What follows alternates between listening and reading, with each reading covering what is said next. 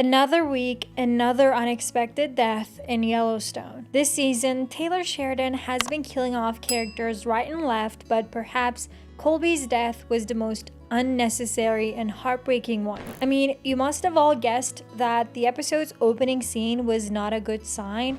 Colby, whom we haven't seen much in the last 4 episodes, suddenly comes out and tells his girlfriend that he loves her. Tragedy had to happen after that. Besides the tragic death, the episode titled Counting Coup, referring to a Plains Indian tradition of intimidating one's enemy without having to kill him, saw Kayce at his best, going after perhaps the worst professional hitman company in the world. Yet, episode 12 also foreshadowed Kayce's death during the scene in the cemetery with his son Tate. Most of us guessed that Tate will be the one taking over the ranch as the 7th generation Dutton, but does that have to include Kayce's death? With Yellowstone's future still not clear and many killings happening in season 5, the question of which characters will die in the remaining 2 episodes is a big one. Jamie's death is a given, that's for sure, either at the hands of Beth or an enraged Rip after learning about the infamous abortion incident. But will Kayce be able to see the end of the season safely? Let's discuss it all.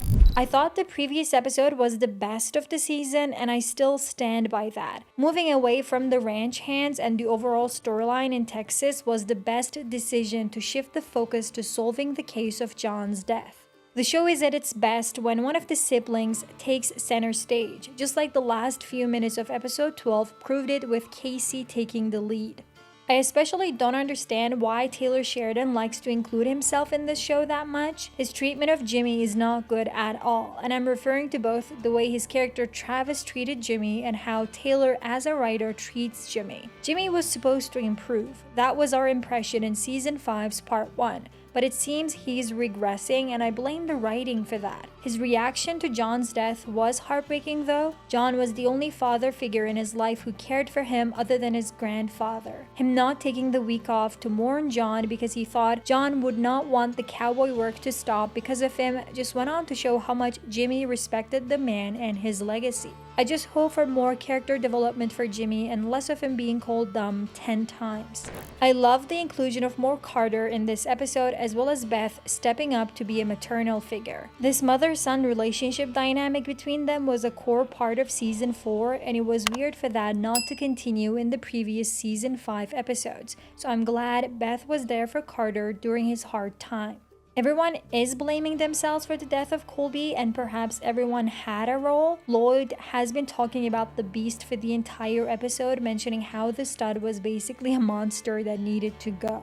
I'm not sure if it was right to leave someone as young as Carter to tend to the animal's needs, yet what Beth said is true. Colby did make a choice when he went in to save Carter, no one forced him to do so. But I can tell his death will continue to affect both Carter and Rip. Shout out to Denham Richards for his fantastic portrayal of Colby, probably the most endearing of the ranch hands, one of my favorites actually. Denham shared this picture with the caption, "Grateful."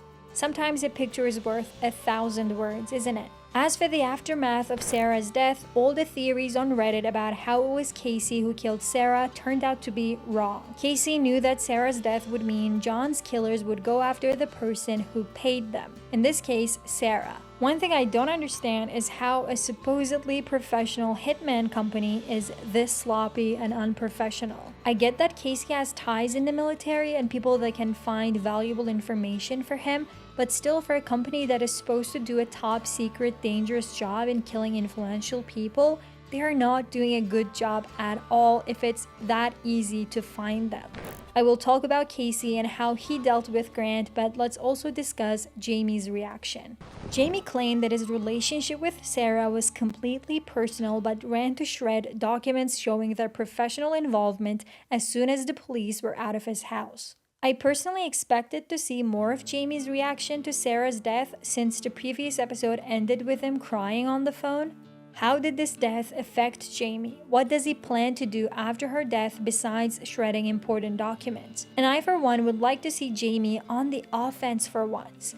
Everyone has been running over him in the last few episodes, and I think he needs to show his guts if he has left any. I know we're all waiting for that big Jamie and Beth confrontation moment. I am guessing that will happen in the season finale, but it would be nice to include more drama between them in the remaining episode. I would have never thought Kayce would be my favorite character after John's death. It is true that he put a gun against a young girl's head, and I feel terrible for defending that, but he needed to threaten Grant and his company to protect the family. Counting coup, a warrior tradition for the Plains Indians, was at the center of his attack. It is a traditional way to show bravery in the face of an enemy, intimidating him without having to kill him. In a way, any blow against the enemy that would persuade him to admit defeat would be considered a coup. The trick and the most important part was to touch or harm the enemy like Kayce did while hitting Grant in the head and retreating unharmed with the enemy's wounded pride. I personally had thought Kayce was getting the help of his friend Cade,